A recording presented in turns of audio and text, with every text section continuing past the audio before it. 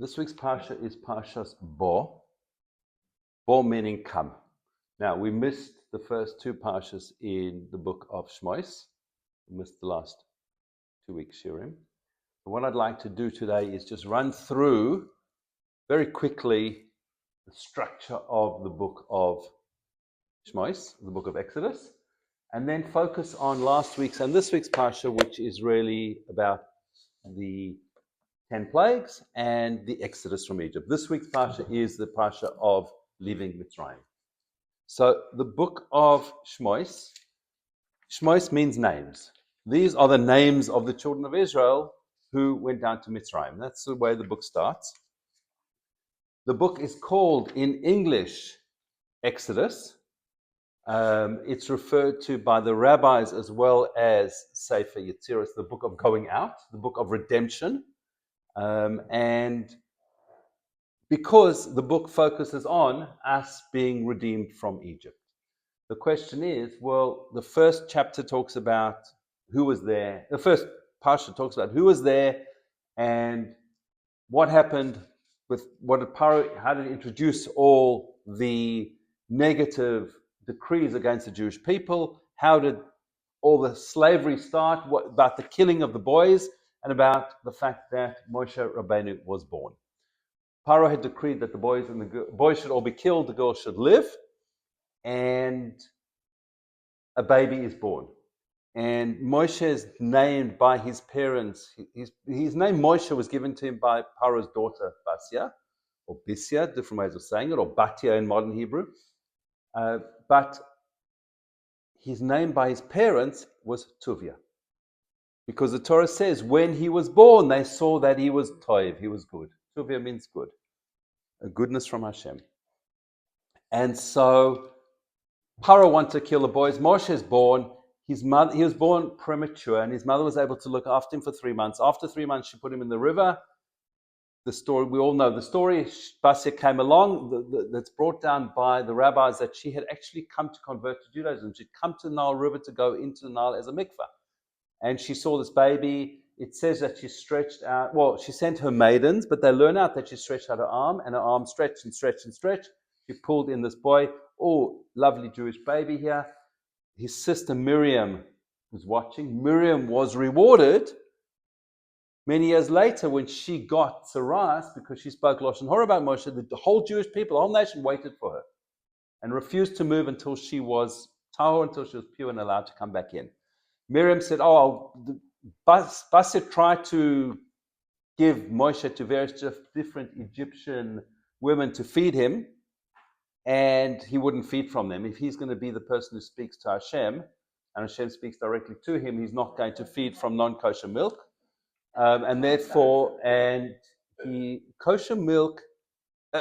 Mother's milk is kosher and parov, but we're not allowed to drink it. So Miriam says, I can take him, find a Jewish wet nurse, takes him to his mother, she brings him up, till he's weaned, and then goes back to Paro's palace. Moshe then kills the Egyptian, buries him in the sand. The Egyptian had raped a Jewish woman and possibly killed her husband. And so Moshe saw what was happening. It says he looked into the future, he looked into what was going to come from this Egyptian man. Nothing. No good was going to come from him. His descendants were going to be not good. And we see that later on in the Torah, where the child born from this Jewish woman, Shlomis Bas Divri, was the only person who had relations, not Jewish person who had relations with an Egyptian, and it was forced. The child caused a number of problems in the desert. The Moshe then buries this Egyptian in the sand, comes back the next day, and there's two Jewish men, Dasan and Aviram, are having a fight, and Moshe intervenes, and they say, you're going to kill us like you killed the Egyptian? And he says, the matter's known. And he runs away from Egypt. Paro finds out it was him. The sand protected Moshe for less than 24 hours. So Moshe was saved by the water, by the river. He was saved by the sand. I'm going to come back to that. The reason I'm bringing those out is we'll come back to that in last week's Parsha in Va'era. Moshe runs away. He lands up eventually in Midian, possibly 60 years later, but many, many years later. And in between, the Midrash brings that he actually became the king of Ethiopia, and he fought battles for them. Land up in Midian. An interesting midrash, just very briefly.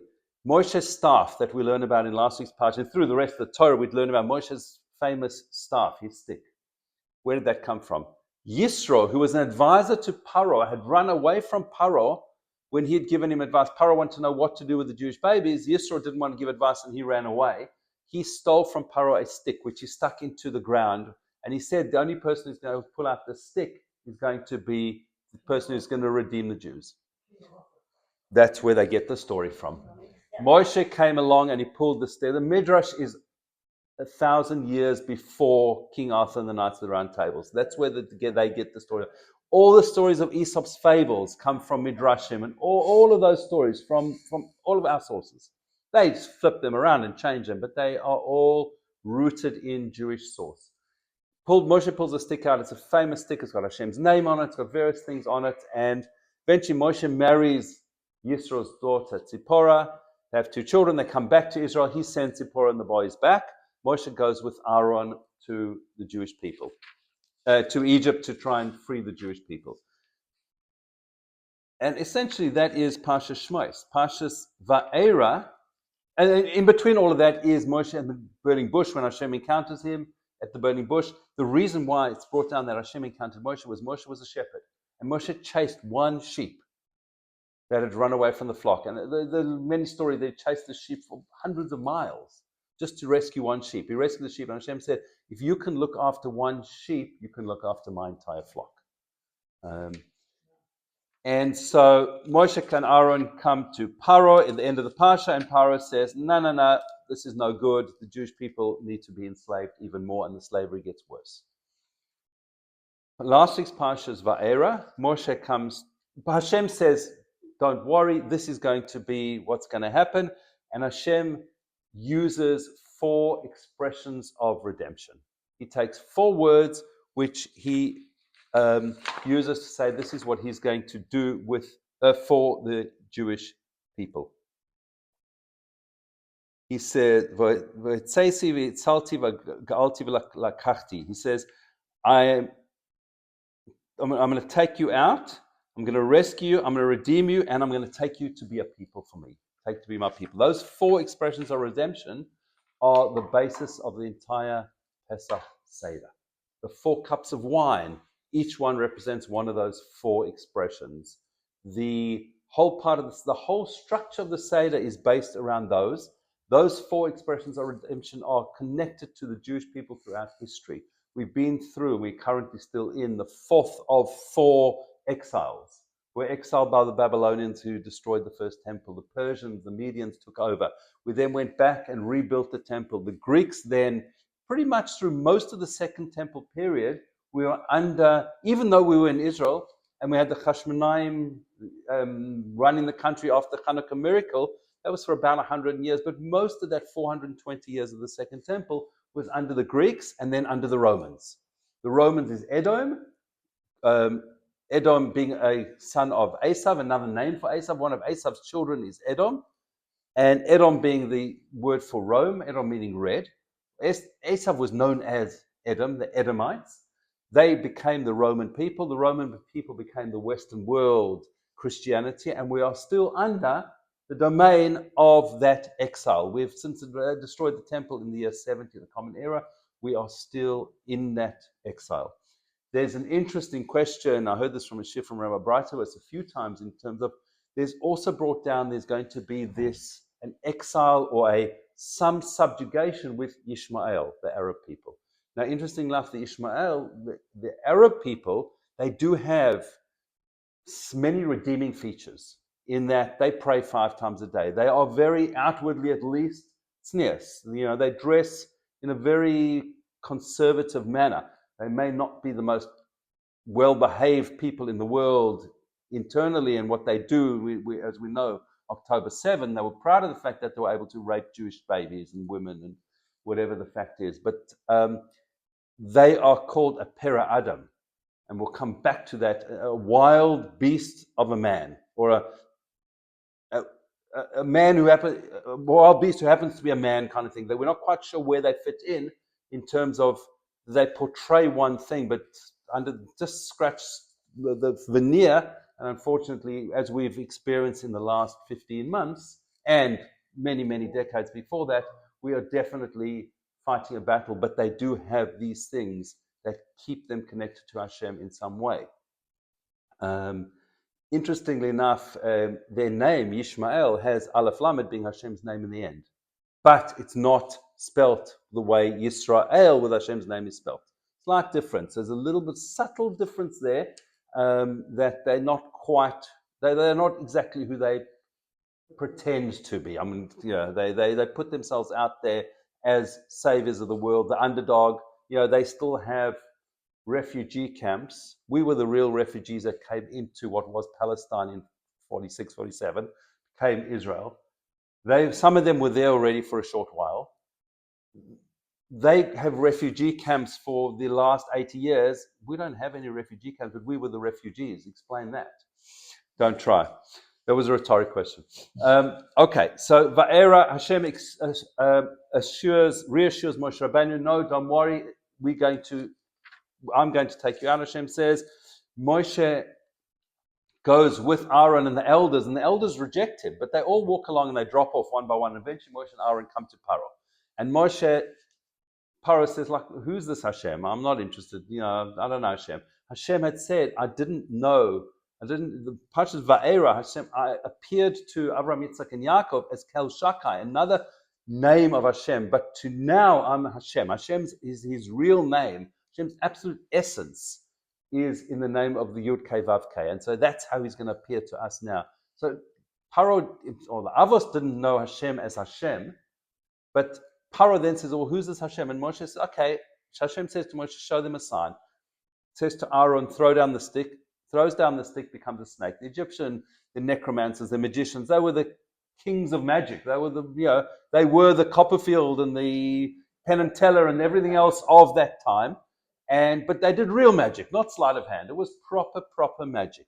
They threw down their sticks, they became snakes. The Torah then says, Aaron's stick ate their sticks. We all hear, snake ate snake. No, it turned back into a stick.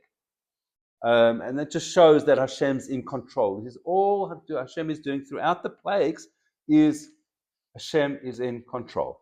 Okay, we then get to the plagues. The plagues, in last week's Parsha Va'era, there are 7 plagues. In this week's Parsha Bo, there are 3. The easy way to remember it, Bo is base Aleph, a Bet is 2, and an Aleph is 1. That's gematria of 3. Va'era, the first 2 letters are a Vav and an Aleph. A Vav is 6 and an Aleph is 1.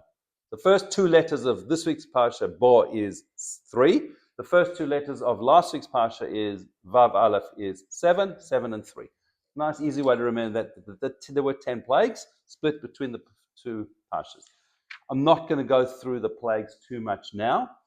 Blood, the water changed to blood. All the waters in Egypt, including, the Torah says, including the waters in the rocks and in wood and everything else. And the Pesach Seder, when you've got young kids who understand, you've got 7 to 12-year-olds kind of thing. They know what's going on already. They've learned these, even kinder kids learned these things. The goal of the Seder is to bring out the fact that we were enslaved in Egypt and Hashem took us out using these plagues. And we use the plagues. Many people will just rush through saying the plagues. When my kids were younger, we used to spend an hour on the plagues on the first night, and we'd cover 5, and an hour on the second 5 on the second night. Because there is so much to discuss. There's some Haggadahs that have got 100+ pages just discussing the plagues. Because every plague is there for a reason, measure for measure, midah keneged midah. The Egyptians did something to us, Hashem showed them directly, one-on-one, something retribution to them. It was all midah keneged midah. It was all to show the Jewish people Hashem is in control of the world. You look at the plagues, they start in the sea, in the river, water. Then they come onto the land. Then they go onto the animals, onto man, onto the heavens, onto killing of the firstborn, life and death. So they are all, it's showing Hashem is in control of everything. They connected, the Vilna Gaon connects them to the 10 expressions of creation of the world. He connects them to the 10 Commandments. There's links with everything. 10 is a whole number. 10 is completeness, absolute completeness. And so the rabbis over time connect them in different ways. The plagues come in three groups. So the first three, blood, frogs, and lice. The first two, Moshe and Aaron went to warn Paro about them. The first one, go and warn Paro at the river. The river protected Moshe Rabbeinu, as we said at the beginning. So Aaron is told, strike the waters. Paro used to go down to the river because Yaakov blessed Paro that the Nile water should rise up to him. Paro, over time, then said, oh, if the waters are rising up to me, I must be a god. The waters are a god in medieval mythology and the way that they had so many gods. The waters must be a god. I'm a god. The waters come to greet me. So he used to go down to the waters every morning. Now, why did he really go down to the waters? If he's a god, he doesn't need the bathroom. And so he had to do his ablutions in the river, quietly. Hashem says to Moshe, go and meet him early in the morning when he's going down to the river. He's going to be, to use the colloquial, fasting. And therefore, Paro's standing, you can picture this, and this, you can act this out in the Seder. Paro's standing on his legs crossed, shaking, wanting to go, and Moshe is chatting to him and telling him a whole story about how Hashem's going to bring blood. And Paro's saying, I need to go. And Moshe says, but you're a god. You don't need to go. And you can talk about, well, maybe Paro wet his pants. Moshe is dropping him down to a level of, no, you're just Paro. You're just a human being. Hashem is the God. The second one, frogs come out the water. Aaron did that plague as well. Because Hakaras HaTov, 80 years before, when Moshe was 3 months old, the water protected Moshe. The next one, lice. Aaron again does it because the land protected Moshe when he struck down the Egyptian. Now, the land protected Moshe for less than 24 hours. Now we're talking, Moshe was probably about a teenager, about 15, between 13 and 20, most of the commentaries say. Let's just say he was about 15. So we're talking 65 years later. He's still got Hakaras HaTov for the soil that protected him for less than 24 hours. And Aaron therefore does that plague. And that plague, not with warnings. The first two with warning, the third one was not with warning. Aaron strikes the land, the soil, the dirt turned to lice. It says that the lice was 6 foot of dirt became lice. Egyptian magicians, real magicians, have to be standing on terra firma, on the ground when they do the magic. The first time they couldn't replicate it. They could replicate blood, they could replicate frogs. Couldn't replicate that, and therefore they said, we can't do it, because they were not standing on the ground. Also, the size of a louse is less than a barley corn. And to do magic, they have to have something big enough to start with. Hashem is the only one that can create something from nothing. Magicians have to have something to start with. Not even sleight of hand. I'm talking about real magicians in those days. Okay, then we have a warning for the plague of wild beasts. We have a warning for the plague of epidemic of animals dying, and then boils just happens. The same pattern happens with 2, 2, 1 with all three groups. We go through the plague of hail. Hail is being the seventh, the last one in last week's Parsha, and I'm rushing through them to try and get into this week's Parsha, and then the rest of the book. We'll go through the rest of the book of Exodus and Shmos, and come back to this week's Parsha. Hail, the interesting thing with hail was, we can understand it in our times in terms of a missile that's got a guided missile that's aiming at a specific target that's moving. The missile does this and it hits the target. These hailstones, it says it was fire in ice. So first, physically that can't happen. The fire will melt the ice. But it was a hailstone that was a targeted, guided ballistic missile, every one of them. Ahmed had a missile erected at him because he did something to a specific Jew. And wherever he went, this hailstone would follow him and take him out. All of these stories, there's so many Haggadahs that have got these stories brought out from the Midrash, explaining them. To explain that to our kids, to read it for ourselves, it's just eye-opening. And it just gives us emunah. This whole book and this whole Exodus from Egypt just gives us that connection to Hashem to show us in terms of belief that Hashem runs the world. We can see Hashem is bringing this out to show exactly how he runs the world. Okay, that's the end of Parshas Va'era, last week's Parsha. We come to this week's Parsha, Parshas Bo. This is the first Parsha which has got mitzvahs in it since way back when, because we had 3 mitzvahs in the book of Genesis, in Bereshis. We had Pruravu, to go and man must go and have a family to the best of his ability. We had Avraham Bris Milah, and we had Yaakov, his sciatic nerve. We're not allowed to eat the Gid Hanashe. That's the end. That's the only mitzvahs in Bereshis. Now we start with the mitzvahs, and Parshas Bo has 20 mitzvahs, 9 positive and 11 negative. We have the very first mitzvah given to Jewish people is the mitzvah of Rosh Chodesh, and that's in this week's Parsha. We'll come back to all of that. Okay, we do have the 3 plagues. We have locusts, we have darkness, and we have death of firstborn. All right, just in terms of today being Australia Day, public holiday, with lamingtons, anybody want another one? Lamingtons, Australia's favorite food. Okay, so we're going to skip over this week's Parsha. We'll come back to it, please God, at the end. But as I said, this week's Parsha basically takes us out of Egypt. The Exodus from Egypt, Pharaoh in pajamas, chasing after us to kick us out. We all know the songs. Okay, we left Egypt. 7 days later, we get to Yam Suf. Pharaoh has a change of heart in between and chases after us. We're stuck between the proverbial rock and hard place. We've got the water, we've got this Baal Tzafon on the one side, this Egyptian god, a mountain, and we've got Egyptians on the other side. What do? Nachshon ben Aminadab jumps in the water. It gets up to his neck or up to his nose. Hashem splits the water and we walk through. We'll come back to all of this, please God, in the coming weeks. And we go through and we sing Az Yashir, the song at the sea. We are also in Parshas Beshalach given the several mitzvahs. We're given the mitzvah of Shabbos. We're given man for the first time because the matzah that we took out from Egypt with us in this week's Parsha lasted for 30 days. Now, we learn, and many people have this custom at the Seder to put the matzah over their shoulder and walk around with it. It's generally a Sephardi custom, but it's a nice thing, again, with kids. We walked out of Egypt with our food on our backs. Each family had this, midrashim, 60 or 90 donkeys laden with everything good in Egypt, all the spoils of Egypt. But we carried that food on our backs. We had so many donkeys, we could have given it to the donkeys, but we didn't. The donkeys were rewarded. Well, please God, come back to that at the end.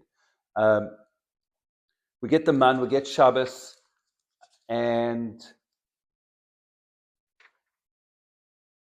we go for 3 days and we don't have water, and Moshe is tested, and that's the first time he's told to strike the rock. Later on, he actually does strike the rock, and that's where he's punished, not to go into Israel. But here we get water, and then the final section of Beshalach is about Amalek. And Amalek comes and attacks us, the rear of us. He attacks us when we are weakest, at our weakest point. Okay, we then come to Parshas Yisro, which is essentially Yisro joins Jewish people, Yisro being Moshe's father-in-law, the story of the staff at the beginning. Yisro arrived with Tzipporah and Moshe's 2 sons, and it's Parsha of Matan Torah, getting the Torah, the 10 Commandments. We then get to Parshas Mishpatim. Mishpatim is all about the laws, because once we've received the Torah, we need to understand what the laws are. And so Mishpatim has a lot of mitzvahs mostly around civil law, setting up civil law. And laws about Yom Tov, and then in Mishpatim, interesting enough, we know that when we got the Torah, before we got the Torah, we said Na'aseh v'nishma,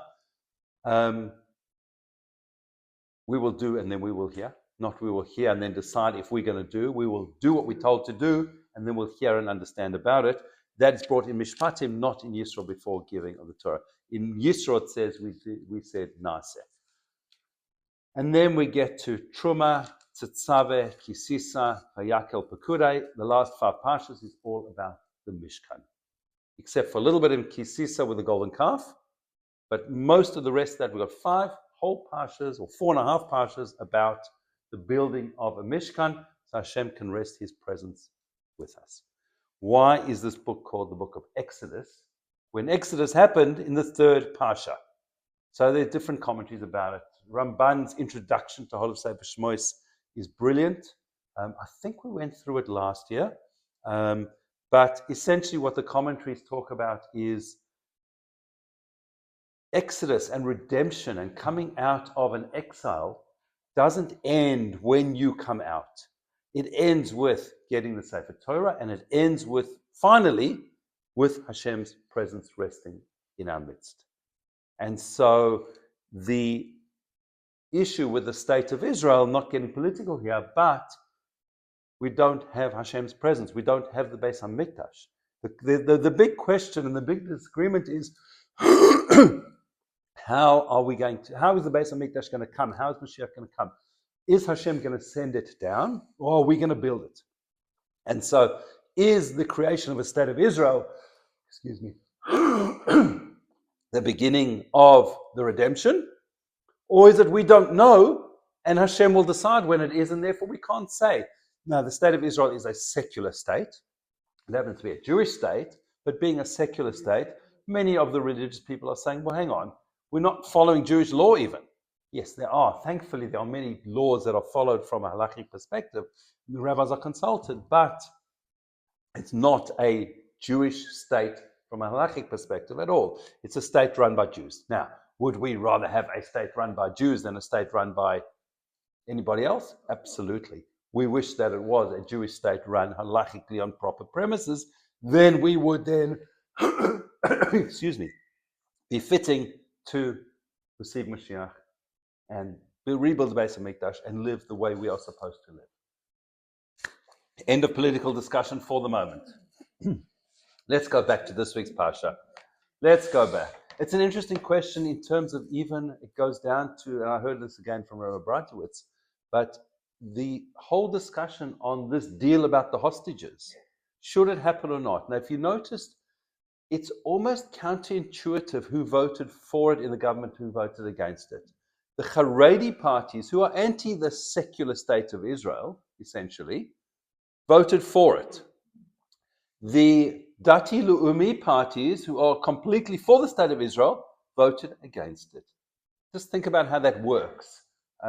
It's essentially around, and these are not my words, I'm not capable of saying these kind of things, but it's essentially around what's more important.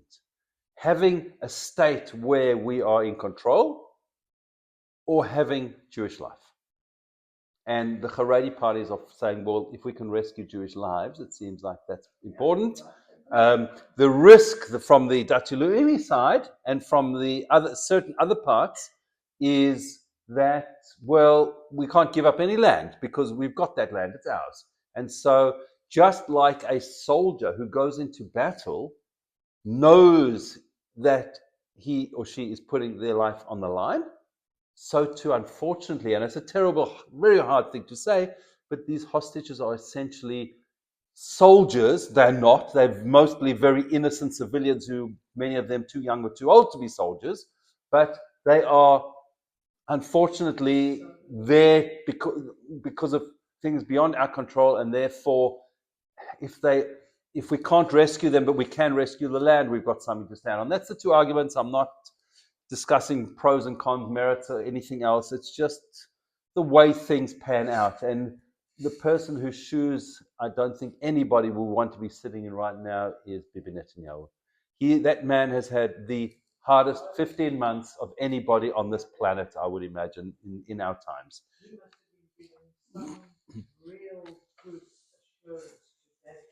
Yeah, for sure. And you can hear that a little bit in some of the words he said. That they're going to go back in and do what needs to be done if we don't get what we need. And it's a case of what we need, not what we want. Israel needs certain security measures in place.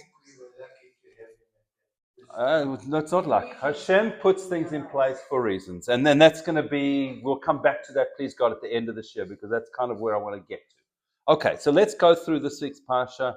We've got about a half an hour in a little bit more detail. So we remember where we're at now. Last week we were at 7 plagues had happened. Paro has been now pretty much wiped out. If you work out what's left in Egypt, we've come along with hail that's decimated the crops. All those crops that were growing at that stage, the hail decimated. And we get to the next plague of locusts. And so what are the locusts getting? Well, there's other crops growing afterwards. The barley grew first and the wheat grew afterwards. And so the locusts are going to come in. Now,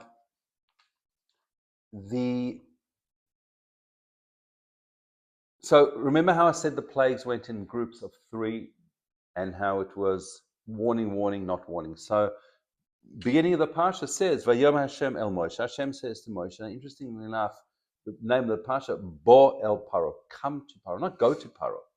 Hashem's telling Moshe, I'm here with Paro, just like I'm everywhere else. Don't think that because Paro is this evil king who is trying to destroy the Jewish people, don't think that I'm not there with him. I'm with Paro. I'm there. I'm everywhere. Hashem is here. Hashem is there. Hashem is everywhere, as kids sing. And so Hashem's saying, come to Paro. I will be there with you when you talk to Paro. You're not on your own. Hashem's with you at all times. And he says, Yom Hashem el Moshe bo el Paro, ki ani hichbadeti et libai. I have made his heart, ve'es leiv avadav, and the hearts of his servants, l'man shesi asesa ele bekirbai, stubborn, hardened their hearts so much, and I'm going to put all these signs amongst them in their midst. I'm going to put my signs in their midst. So the focus here is, and we've seen this several times already, the word leiv, liboy, heart. Now, a lot of what I'm going to say is based on a drosha that I heard many, many years ago from Rabbi Kahn, which I'm just adapting a little bit, but the focus is on this word leiv, on heart. I did a quick search this morning. I did it through ChatGPT and it gave me some funny answers, which I expect it would, because it's hard to search in English and in Hebrew. And so then I went into Sefaria, which is a online resource with many, many, many, many, many Jewish works, like thousands, and some of them, lots of it translated and commentaries and things. A lot of it, you need to be careful of what you look at, and some of the source sheets and things that people themselves put into Sefaria, because you've got no idea what the source of it is. And some of it comes from Rabbi Betty, somebody or other various streams of reform and whatever else, which I would never rely on. But a lot of it, the actual source works are proper Torah works. It's the whole Gemara, the Mishnah, all of Tanakh, everything is in there, and it's absolutely brilliant. And there's they've got websites and apps now. I jumped on my phone this morning and I just did a search for the word leiv, and I only did it in the Torah. It's all in Tanakh and everywhere else, and there's thousands and thousands of references to heart. But just that word leiv comes through 132 times in the Torah. 100 of those 132 are in the book of Shmois. And I didn't go down to Parshas, I didn't have time, but the majority of them are in last week's and this week's Parsha.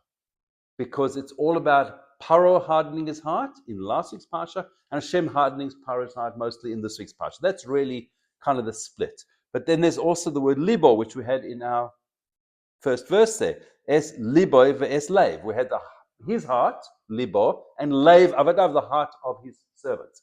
So libo is also mentioned 84 times. There, 60 of those 84 are in the book of Shmois. So we've got 160 leivs or libois just in this book, most of them in these two parshas.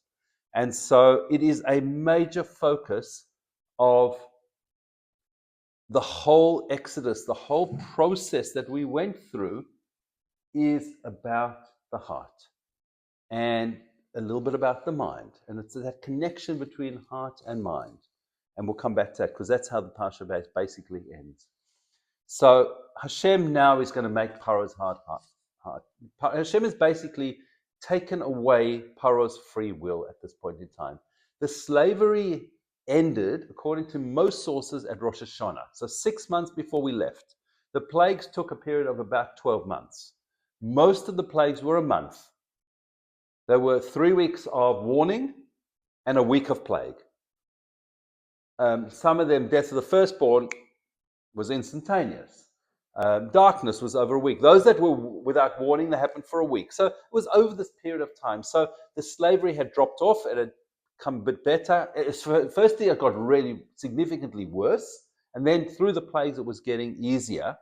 But Hashem needed to go through this process of 10 plagues once Paro had not let the Jewish people go. And Hashem told Moshe, this is what will happen.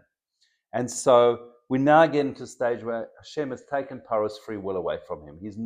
Paro is no longer in control. He was never in control, but he hardened his heart and wouldn't let the Jewish people out. Now Hashem's saying, I'm going to harden his heart. Okay, so Moshe and Aaron come to Paro, and Hashem says he's still going to refuse to let you go, but send the people out. Now remember, all that Moshe and Aaron had asked is that they go away and daven, bring offerings to Hashem, receive the Torah, and come back. Because we were told Avram was told he's going to be a stranger in a foreign land for 400 years. We're only at 210 years now. And there's a whole interesting thing in the Parsha. Well, where's this 400 years? Because Rashi brings, and I don't know if I have time to go through in detail, but Rashi brings, well, if you work it out from the birth of Yitzchak till the Exodus is 400 years. They were only in Egypt for 210 years. It says when Yaakov came down to Egypt, it says Redu. The gematria of the word Redu, Reish Daled Vav, is 210. 200, 4 and 6, 210 years. That was his going down for 210 years. The other 190 years is what we call the Kates, the end of time. Was Yaakov also saw, he was going to reveal to him the Kates. That Kates refers back to the 190 years being from the birth of Yitzchak until this time. Because in that time, we were never in control. We were strangers in a foreign land, even though Yitzchak lived his entire life in Israel. And even though Yaakov, he left Israel, but he was most of that time, he was either in Israel with Lavan in Padan Aram or in Egypt. But so it's counted, Rashi brings down, it's counted from Yitzchak's birth. That's a 400 years. So Hashem says, Paro's not going to let you out, but I'm going to, whatever was remaining of the hail, whatever the hail didn't consume, Hashem says he's going to send locusts. And he sends the storm of locusts. Paro has this whole discussion with Moshe, who's going out? He says, no, all of us are going out. And Paro says, no, not a chance.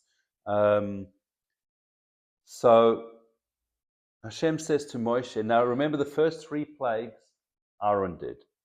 The rest of the plagues where there's involvement, Moshe does them, because Moshe, we said, had a chorus at top to the sea, to the river, the waters, and to the land. Now we're above the land already, so Moshe is able to do the plagues. Hashem says to Moshe, stretch out your hand, and he's going to send this locust storm that's going to ascend on Egypt. It was morning, there was this wind that brought in this mega locust storm, and they covered the entire surface of the land. They ate whatever fruit and tree was left, so the hail wiped out any vegetation in Egypt, basically. Paro calls them. Paro then says, interestingly enough, and I'll read these words, Paro says, Vayamaher Paro likro leMoshe u'la'Aaron. Paro ran, he hastened, he jumped, he ran to summon Moshe and Aaron. Vayomer, he said, Chatasi, I've sinned, v'Hashem to Hashem, Elokechem, your God, v'lachem, and to you. Now you can read those words slightly different. You put the comma in a different place. Hashem said, Paro said, how do we say this? I and Hashem have sinned to your God, or I have to you, kind of thing. So Paro just says, like, you can change it ever so slightly, that Paro is not quite saying that I've sinned to Hashem. It's like, I and Hashem have sinned to you, kind of thing. It's like Paro's switching around a little bit, he's playing with words a bit. He says, please forgive me, don't daven to Hashem to remove this. He calls it Hamaves Hazeh, this death. And so Moshe went out. Now, previously in frogs, Moshe had said to Paro, well, when do you want me to stop the frogs? Many rabbis, Abu Dhram particularly, brings down frogs was the most intense plague of all. We wouldn't think that. but the noise of the frogs 24/7 for 7 days non-stop was just this continual croaking noise. It's unbearable to have noise like that. And so that's brought down. And so Paro said to Moshe, please go and daven that Hashem takes this plague away. So Moshe says to Paro, when do you want this to happen? Paro says tomorrow. Now, if you think about the logic, maybe he's trying to test Hashem. Can Hashem do it when I want it? So Moshe waited and davened the next day, and the frogs disappeared. The actual frogs did not disappear. They piled them up in massive piles. And it says frogs remained in the river, but the dead frogs, then imagine billions, whatever, of frogs, the stench. It would have been, quite fun, or not. So then Hashem sends a powerful west wind that blows the locust to the Yam Suf, the Sea of Reeds. Not a single lotus remained in the border of Egypt. Now, in many of these plagues, the Torah brings down that Hashem distinguished between the Jewish people and the Egyptians. So the plague stopped at Goshen. The plague of the epidemic on animals, on people's livestock. Egyptian animals died and Jewish animals didn't. So if a Jewish person was given an animal by an Egyptian, it didn't die. And the Egyptian comes along and said, why didn't that animal die? He said, no, you gave it to me. Or if an Egyptian stole an animal from a Jew, it didn't die because it was really owned by the Jew. And so it was an easy, Hashem, absolutely. It was the same thing. One of the ways we earned money in the plague of blood was the Jews had water. And so Egyptian wanted water, and we used to act this out for the kids. You take a glass of juice, you put a red straw in, if you can still get those things these days, and a clear straw. So you take a glass of water, you put a red straw and a clear straw. One person acts out to be the Egyptian, one as a Jew. So the Egyptian comes to the Jew, please can I have some water? Sure. The Egyptian drinks from the red straw, he gets blood. The Jew drinks from the clear straw, he gets water. So the Egyptian pays the Jew, what's the going rate for water these days? $1,000 a liter. Pay up, give him a glass of water, now he gets a clear straw. And so you act out these midrashim with the kids. It's a beautiful way of doing it. And you can bring in names. They can talk about, if the kids are older, you start talking about Mida Keneged Mida. I'm talking about kids of any age now. I'm not talking about children. We are all kids. But you've got a person who you act out. Okay, now we've got this Egyptian guy, I think I called him Ahmed before, and his wife's called Fatima, and you give all the kids Arab names. And then you've got the Jewish people, Jewish names, and you play out the scenario about how the animals came and took them. Because you grabbed my child, the animal grabbed you, kind of thing. And you use names, it just brings all of this to life. We do need to know when Mashiach comes, there's a possibility that the world will go through severe plagues. Our test is going to be, will we see Hashem's hand in it? Okay, so we go through it all the time. It just depends on what levels. Yes. Okay, the next plague, Hashem says to Moshe, stretch out your hand and there's going to be darkness over Egypt. There was a mega darkness. Now, the darkness came in two phases. The first phase, it got dark, but it was light for the Jewish people. This shows us that light and dark is not an absence of sun and no moon kind of thing. Light and darkness are different creation to sun and moon. Light and dark was created on the first day, the sun and moon on the fourth day. And so Hashem created or brought darkness onto the Egyptians and light onto the Jews. After the first period, it got so dark that the Egyptians couldn't see the hand in front. If you've ever been down a mine, which I have been in high school, we went down second deepest mine in the world, and they said to us in the lift going down, switch off your flashlights. You could not even feel your hand in front of your face. It was the scariest thing imaginable. Now, these Egyptians had this complete darkness. And so an Egyptian was sitting on his chair like this. He was talking to someone, and he froze for 3 days. And so you act this whole thing out again. Now, why did this all happen? Because two reasons. One is there were many Jewish people, different opinions say exactly how many, but we know about 3 million Jews left Egypt. 600,000 men is counted, which we work it out approximately 3 million people. It says that 4/5 of the Jewish people left Egypt. Sorry, 1/5 left Egypt. 4/5 stayed in Egypt. Now, what happened to those 4/5? They died in the plague of darkness.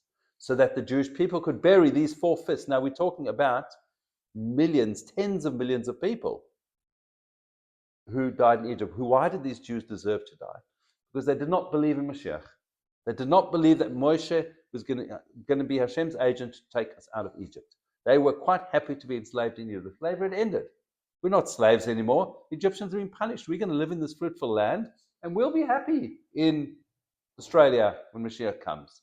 No, we're not enslaved in Australia, although sometimes with all these protests, I somehow think we might be, with our wonderful foreign minister. No, she should be named and shamed. Yes, very wrong. Very, very sad that... I did see that there were 12,000 signatures on that petition, which is...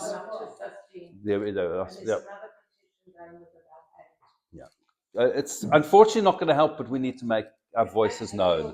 Yeah. But unfortunately, yes, the government has not been our friends in these last 15 months. Whatever they say, even Elbow, what he says, he's not our friend. More than that, yes. Not that I'm advocating violence, but through a vote, yes. So those 4/5 of the Jews did not want to go out, did not want to leave. They did not leave. They stayed in Egypt, unfortunately, 6 foot under. And when the time of Mashiach comes, we are going to be tested. And it might look like, according to some opinions, that Hashem is not even with the Jewish people. It might look like Hashem's removed himself from us. And we'll be tested to say we need to hang on. We need to be connected to Hashem. If we're connected, then we will be able to be redeemed with Mashiach. Mashiach's going to come in one of many different ways. There's lots of different opinions as to how he will come. And it really depends on the circumstances of where we're at in the world. And in terms of in terms of where our practice and our minds and connection is to Mashiach. People like the Chofetz Chaim, for example, had a bag packed at his front door, ready for Mashiach. He had his bag ready to go 24/7. Now they say Mashiach won't come on a Shabbos. And they asked the Chassidish Rebbe, what happens if he does come on Shabbos? So the Rebbe says, we'll ask Eliyahu, we'll ask Mashiach why he came on that day. Just let him come now. And so the plague of darkness was for that reason, so that those 4/5 of the Jews could be buried. And also so that we could go in, because we were told we were enslaved for essentially about 86 years was the real slavery, the worst part of it. One of the size of a cup we drink on the Seder night is of what we call a revius. The minimum size, according to many opinions, is 86 milliliters. 86 milliliters, that's a very small cup. It's not quite your little shot glasses, but it's not a normal Kiddush cup. It's a lot less. And if we're supposed to drink the whole cup, to try and drink a big glass is really hard, especially if you're drinking wine, or grape juice is even worse in some cases. And so what's usually best, if you can't tolerate wine and grape juice is too sweet, put a little bit of wine into the grape juice. It takes the sweetness away, and then halachically it's better as well to have wine. But just a little bit of wine, and not that you're going to get drunk from it, but that you haven't got that sweet drink you're going to drink very quickly. But 86 mils, 86 years, there's a kind of connection to that there. Coming back to the 4 cups being the 4 cups of redemption. So, and the other part was in the slavery. So in that slavery time, we were not paid. And therefore the Egyptians basically needed to pay us. And so we went around their houses to check where all their valuables were. They might have heard us in their houses. They probably did. And then they might have thought, oh, these Jews, slaves will come back to steal everything. We didn't touch a thing. We just looked, oh, there's the safe, and there's the money hidden in all those books and wherever else on the mattress, wherever it was, and there's the jewels. And when we were leaving Egypt, we came to them and said, Hashem's told us we need to borrow all these things from you. And they said, no, we haven't got anything. No. The safe is over there, and the combination is this, and you can open, give me this. And but oh, you were in my house, but you didn't take anything. No, we're not thieves. We wouldn't steal from you. We're asking for it now, and you're going to give it to us. And they did. It wasn't looting. No, and there were debates.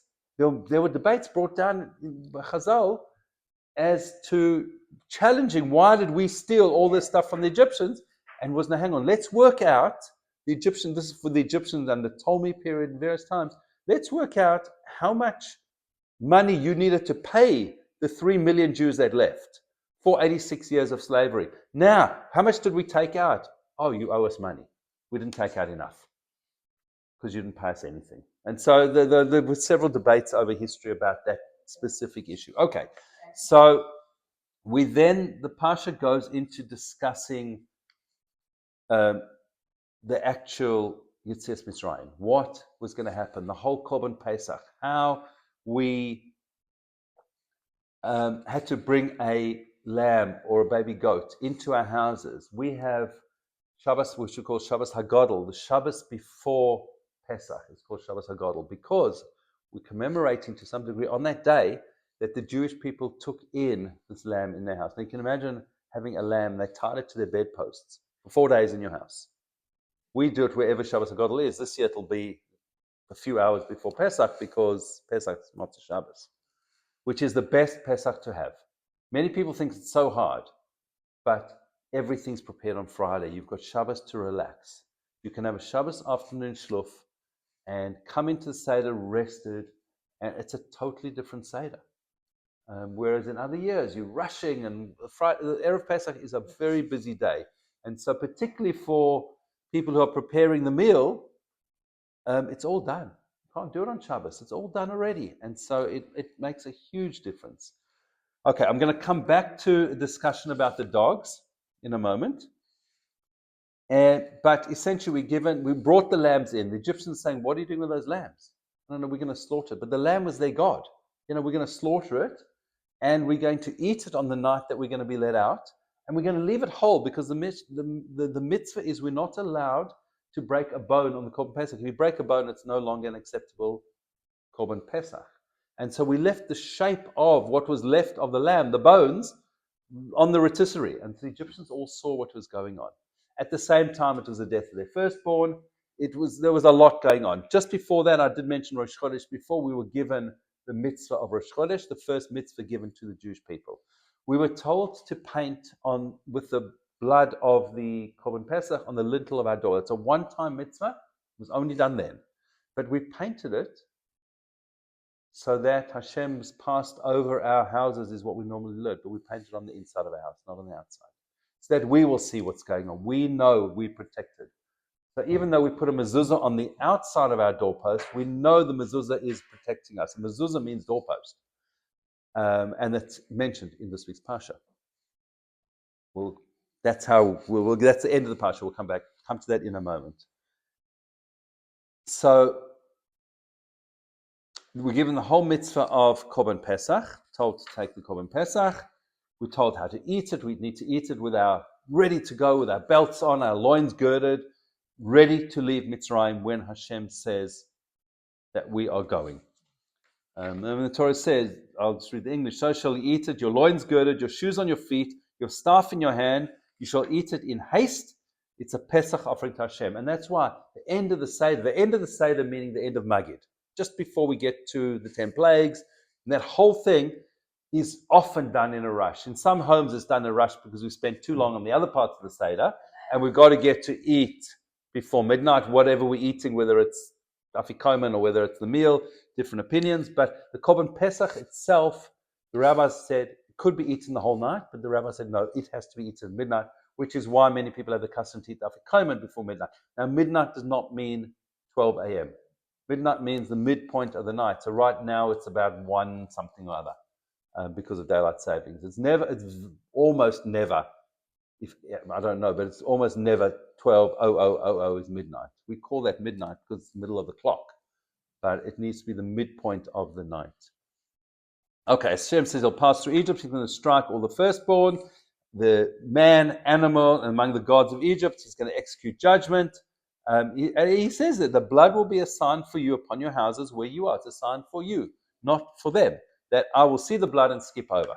Okay, it's going to be a plague. And it's going to be a day of remembrance and a celebration of Pesach for all of us for 7 days. The mitzvah of Pesach is brought here. And the mitzvah of guarding the matzahs, Shmura matzah, Ishmartem es hamatzos. We can also read that as Ishmartem es hamitzvahs. You should guard the mitzvahs. You should watch carefully how we do mitzvahs to guard the way we do mitzvahs. Given that this is the first parsha with a number of mitzvahs in it, 20 mitzvahs, guard the way we do these mitzvahs. Okay, it tells us all about Pesach. 7 days. On the 14th for 7 days, not eat leaven, eat the Korban Pesach, and put the blood. The Torah goes on and explains all of this in a lot of detail. Vayhi bechatzi halayla. It was at midnight that Hashem came and smote every firstborn Egyptian in the land of Egypt, from the firstborn of Paro sitting on his throne to the firstborn of a captive who was in a dungeon, and every firstborn animal. Now, the Egyptians were not exactly the most morally upright people in the world. And so you had houses where you had 2 or 3 children dying. That's a bit weird. You got mummy and daddy and 3 children, and mummy and daddy are not firstborns, and the 3 children there all died. And daddy says to mummy, is something going on? She says, yeah, well, the firstborn was from you, the second one was from Ahmed number 2, and the third born was from Ahmed number 3. It all came out. Suddenly everything came out. And this caused a huge amount of fights amongst the Egyptians, and suddenly mummy and daddy were quarreling. She took out a pot, hit him on the head, and he threw a knife at her, and they were both dead as well. However, the scenario panned out, pun intended. And so we can't imagine the chaos and pandemonium. And that's when Paro in his pajamas came running down the street. Moshe, Moshe, where's Moshe? And all the kids say, Moshe, who's Moshe? Oh, yeah, his house is over there. And Paro running down the street. Where's Moshe? No, Moshe's house is over there. And they sent Paro running around. Again, act this out in your Seder. Your kids are in hysterics. And we are showing how the power of Hashem and the Emunah in Hashem is being inculcated in all of us. This is a lot of what I've said is really a Haggadah shir that we should be having before Pesach. But it's in this week's Parsha. If we can remember it for the next, 3 months, then we're good. Okay. The people picked up their dough when it had not yet become leavened, bound in their garments. Now, we didn't go out at midnight when Paro wanted us to go out. We waited till the morning. But we still left in a hurry and the dough hadn't risen. And Uvenei Israel asu kidvar Moshe v'yish alu mitzrayim klei chesed v'klei zahav usmalos. Children of Israel did according to what Moshe had said. They requested from the Egyptians silver and gold vessels and clothing. And Hashem granted favor in the eyes of the Egyptians, and they lent them their clothing. And the Torah says, V'yinatzlu es Mitzrayim. They emptied out Egypt. They emptied out Egypt of all its gold and silver and garments and all fabrics and everything else. They left Egypt. They came from Ramses to Sukkos, about 600,000 men on foot, aside from the children. And also what we call the Erev Rav, a great multitude of other nations came out with us. They were the cause of all of our problems in the desert. Wherever Moshe said to Hashem, all these people want to come with us, and Hashem said, that's your people, they're not my people.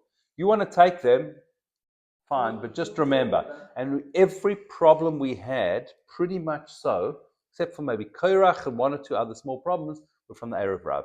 And you see it coming through where Hashem says, your people have sinned. It's referring to the Erev Rav. And so they left out, and then the Torah says it was the end of 430 years. On that very day, all the legions of Egypt left the land of Egypt. It's a night of Leil Shimurim, a night of keeping, of guarding, Hula Hashem, for Hashem, took us out of Egypt. We, on 2 nights or 3 nights of the year, there's a whole bedtime Shema that we say. On those 3 nights, the 2 nights of Pesach, and it's Yisrael the 1 night, and on Yom Kippur, we don't say the whole of Shema Alamita, the whole Shema in the Siddur. We only say the Brocha and the Shema. We don't need to say it because the night itself is protecting us. Hashem is there protecting us on that night always. And that's why it's a night of Emunah. It's a night where we daven for healing, for health. It's a night where we can daven for lots of things because Hashem is right there protecting us with everything. Okay, and then it talks about who can eat the Korban Pesach.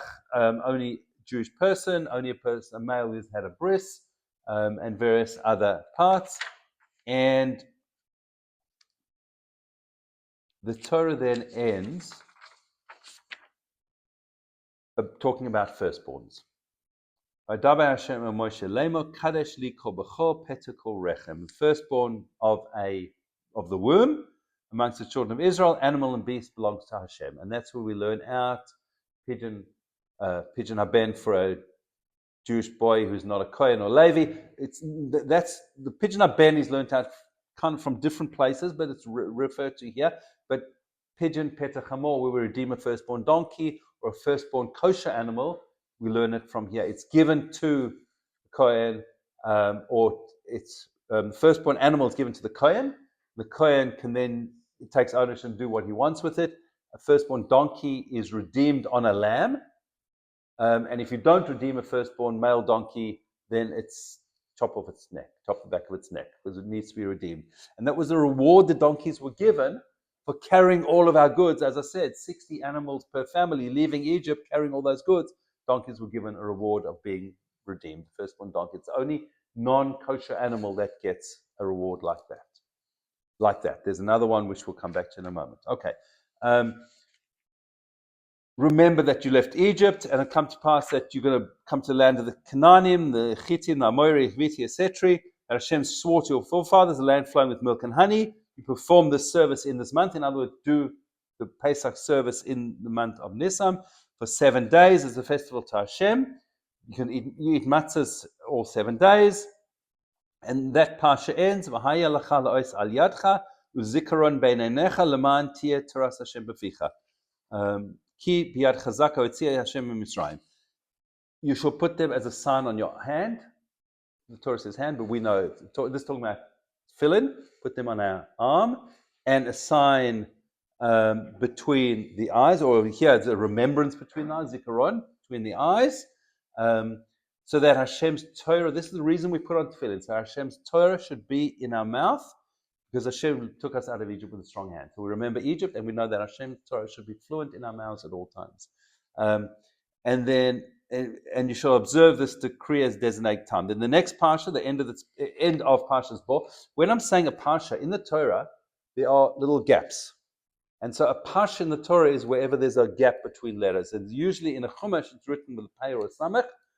It's not written in the Torah, the pei or the samech. In a chumash, it's written in there to show that that's a parsha. What we call a parsha, the weekly parsha, is not a parsha in the Torah. That the parsha is really a break or a change of subject. The next parsha, V'haya kiviyach Hashem el eretz haKanani, it will be that when Hashem brings you to the land of Canaanim, that He swore to your forefathers, He will give to you. Then set apart anything that emerged first from the womb. Same thing. And there it talks about the donkey, the lamb, the kid, the cattle. You shall redeem it or break its neck. Any firstborn person among your sons you shall redeem. So that's where it's brought here. And it shall be that when your son will ask you in the future, when your son will ask you tomorrow in the future, Lamor, saying, Ma zois va'amata elav b'chozeg yad hotzi'anim shem mitzrayim beis avadim. Your son is going to say to Mazot, what is this? We have one of the 4 sons that says this. All 4 sons are mentioned in the Torah. The answer we give them is not in the Haggadah, is not the answer given in the Torah. It's played around a little bit with. But here the son says, what is this? And we shall say to him, the strong hand Hashem removed us from the land of Egypt, from the house of bondage. And it happened when Paro stubbornly refused to send us out, that Hashem killed all the firstborn in the land of Egypt, from the firstborn of man to firstborn of beast. Therefore I offer to Hashem each male first of the womb. I shall redeem all the firstborns. And then the parsha ends, Parshas Bo ends. It shall be a sign on your arm, and to fill in totafos. There, the previous is the zikaron, the remembrance, between your eyes. Ki b'chozeg yad hotzianu Hashem miMitzrayim, with a strong hand Hashem took us out of Egypt. So we have the first 2 of the 4 parshas of tefillin at the end of this week's parsha, in connection with going out of Egypt, in connection with the firstborn animals. Now, notice that it said your hand or your arm. It says hand, yad, but we put it on our arm. And it said bein einecha. Bein einecha could be here. That's where logic says. Now, so we need the oral Torah to tell us, firstly, what is this thing, the sign that you're putting on your arm, or the zikaron, remembrance between your eyes? We don't know what it is. It doesn't tell us any more than that. It tells us that 4 times in the Torah. So we need the oral law, we need the Mishnah, we need the Gemara, we need the Midrash, we need all the oral law to teach us what this is. This needs to be a leather box with 4 parshas written on leather, placed inside of it, and they need 4 separate ones in the head, and 1 long parsha with all 4 of them in the arm with 1 chamber, and it needs to have leather straps, and the leather straps, it has to be perfectly square and round, not rounded, and it has to be black, and all the halachas, none of that is mentioned in the Torah, because the Torah is a twofold entity. One is the Torah Shebaal Peh, the oral Torah, and Torah Shebiksav, the written Torah that we're going through here. We need both. Same thing, mezuzah. Put up a mezuzah. The mezuzah is mentioned in the other parts of the other 2 parshas of Tefillin. The mezuzah, al mezuzah speisecha, put doorposts on your houses, on your gateways. It doesn't say what it is. We need the oral Torah to tell us all of these things. And so, without the oral Torah, we don't understand anything. So I started off, mentioned lave, the word heart, and how frequently lave is mentioned in the Torah. So if you think about where we put the tefillin, we put it on our arm, on our left arm, or if you're left hand on your right arm, but on the arm, facing inwards towards the heart. So when you put your arm there, the tefillin are very, very close to the heart. The other one, the tefillin shel rosh, the head tefillin, bein einecha, is placed on the fontanel, the soft spot where a baby's head is very soft, on that spot, because that's where it's said that the neshama connects to Hashem. So we are, by putting tefillin on, connecting our heads directly to Hashem. So we're connecting our lave and our moach, our heart and our brain, straight through directly to Hashem. That's the power of tefillin. And so it says, any Jewish man who's not worn tefillin ever in his life, he's going to have a very hard time getting into Gan Eden, the next world. If you've worn them, you've got at least an entry ticket. Now you need to work on yourself to get better, each in their own way. Question is, and I'm surprised nobody asked the question, what about women? I was about to ask, but I'm not allowed to. You're allowed to, you're not eating anymore. Okay, so women don't need to wear tefillin. Women are at a level and they have intuition. Everyone knows about women's intuition, okay? Women are on a level that is far above where men can ever even get to. Ah, thank you. 100%. It's not me. I'm not saying this. I wouldn't say these things. I couldn't say these things. I don't need these things. I do know these things. I know the women, absolutely. So no. So if you think about it, we say when we've got tefillin on in the Shema. Okay, so the tefillin, the first 2 paragraphs of the Shema are the other 2 parshas in tefillin. Okay, so there's those 2 and the 2 we mentioned here. And there we say that we shouldn't stray after our eyes and after our heart and after our eyes. Our eyes are the portals to the soul, windows to the soul, and connect into the brain. They're part of that whole upper mechanism. And so men tend to be the ones that stray, see things, check out the world, Men are out there looking, and women are more, and this is, I can't put it, a generalization, because we all have some male aspect and some female aspect. Every one of us have bits and pieces that are masculine and feminine. But obviously a man is more dominantly male and a female is more dominantly feminine.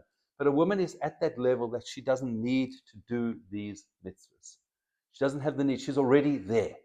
So she's got a small step to take, whereas a man has to take lots and lots of very big steps in order to get to the same place.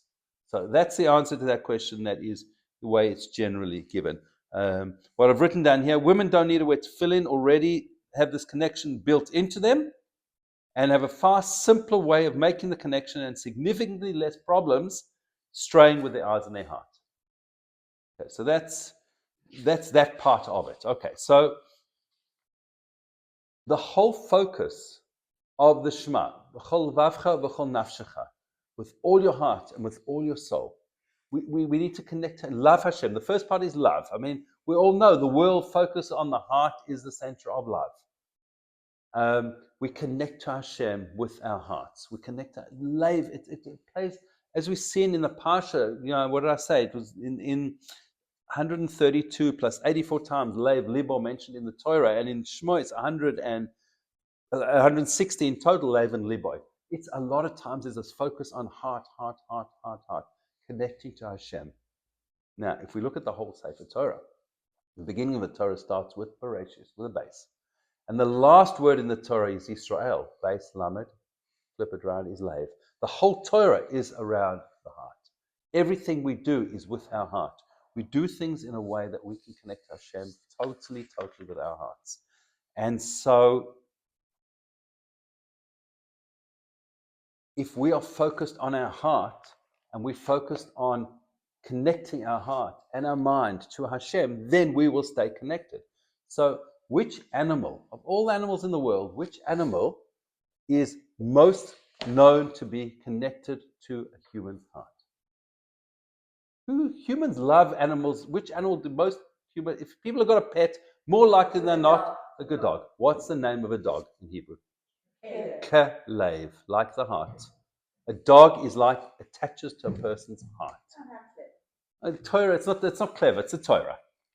This is the Rabbanim bring these things out. This is yeah.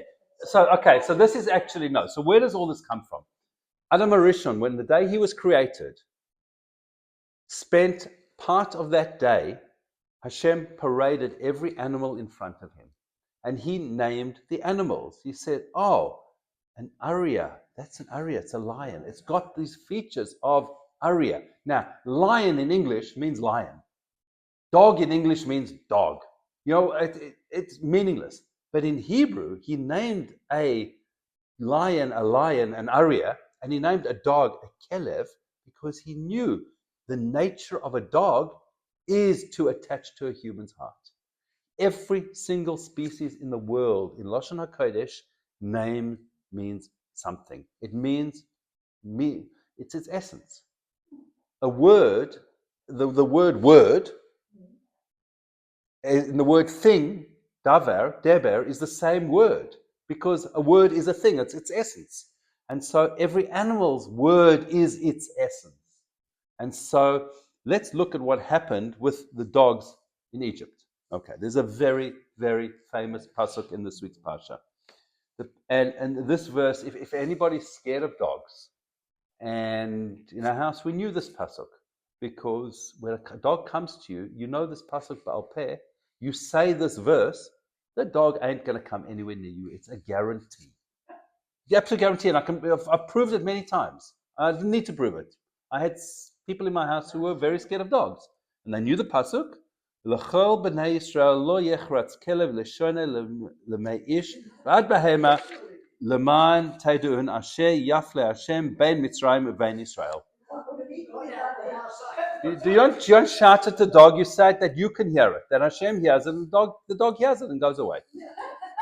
Against all the children of Israel, a dog will not sharpen its tongue. The pasuk goes on, against man or animal, so that you shall know that Hashem will distinguish between Egypt and Israel.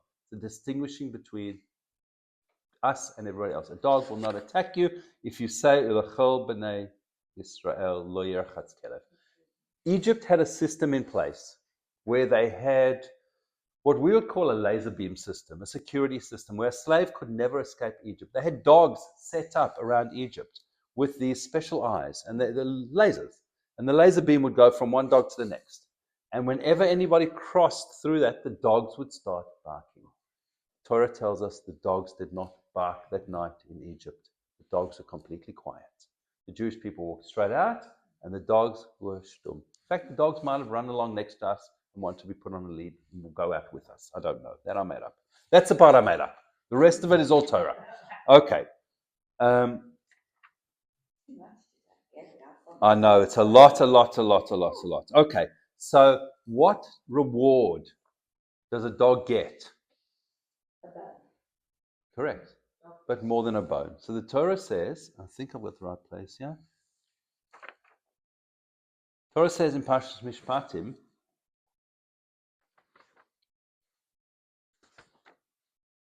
Anshe Kodesh Tion Li, you shall be a people of Kodesh, of holiness to me. Ubasar, and flesh, basade, in the field, treifa is treifa. So if you find a dead animal, it's treif.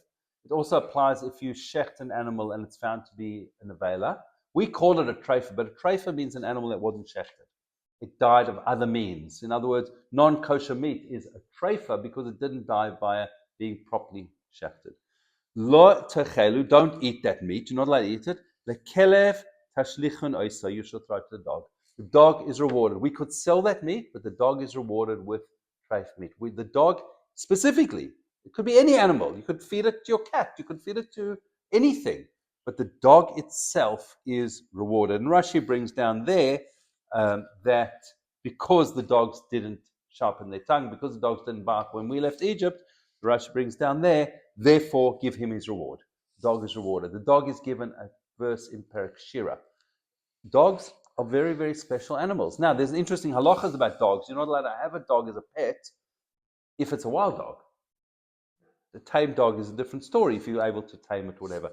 How you treat your dog on Shabbos, there's different opinions, but there's various things. I got a friend who had a dog, and they were becoming more religious, and dog had a name of whatever, Fifi, 6 days a week. And on Shabbos, the dog was called Muktzah because they didn't want to touch the dog to remind them. So one day a week, the dog was known as Muktzah. Okay. So, sorry, it's a little bit funny today. All right. So, how do we handle the situation we're in today? I want to bring something. I want to thank my mother for bringing it from home, which I forgot it at home. Given that we're back in shul today, I rushed out this morning and left this at home. So, Rabbi Zilberstein, one of the Gedolim of our time, he's a son-in-law of Rabbi Yashav Zecher Tzadik V'Bracha, brother-in-law of Rav Chaim Kanievsky Zecher Tzadik V'Bracha. Rabbi Zilberstein is one of the go-to Rabbonim if you've got major shalas in the world today. So he wrote a sefer called Aleinu Shabbat. So he brings in Aleinu Shabbat, and apologize, I'm going to read this a little bit, but on the pasuk, Lo yechratz kelev lishono, dog will not, they translate here, wet its tongue, a dog will not sharpen its tongue. He brings here, what is the only solution to today's crisis, to what's going on in the world? Now, this book was written long before what's happening on October 7, but he says, people want to know what is the solution to many problems and crises that we're experiencing. It seems that one of those solutions was set in place for us, the Jewish people, most of the world, probably in first week in November, and was clarified on 20th of January when the new person was sworn in America. One of those problems certainly did change around there for us. And that's putting it in place. And you might see where it comes out in Rav Zilberstein's answer here. But he says, so on this pasuk, he says, even those who in the past were convinced the solution could be found in military action or diplomatic conferences are recognizing the futility of these measures and asking what is the real solution. He says the answer can be found in the words of Queen Esther when she went to Achashverosh. It's a very well-known, it's known as Esther's chapter of Tehillim, chapter 22 of Tehillim, which opens up with the words, my God, why have you forsaken me? Keli, Keli, lama, why have you forsaken me? Verse 21 there says, rescue my soul from the sword, my essence from the grip of the dog. She's talking about Achashverosh, and she says these words, Esther. The next verse says, save me from the lion's mouth. So she suddenly switches from calling Achashverosh, who is her husband, not through her own will, but it's her husband, save me from the dog, or rescue me from the grip of the dog, save me from the mouth of the lion. So Rav Yosef Rozovsky explains, when she said that the Shekhinah, Hashem's presence, left her, she contemplated what she had done wrong, because she had the Shekhinah as she's walking into Achashverosh. Now she's fasted for 3 days. She's not in a physical good place. The Jewish people's lives are on the line.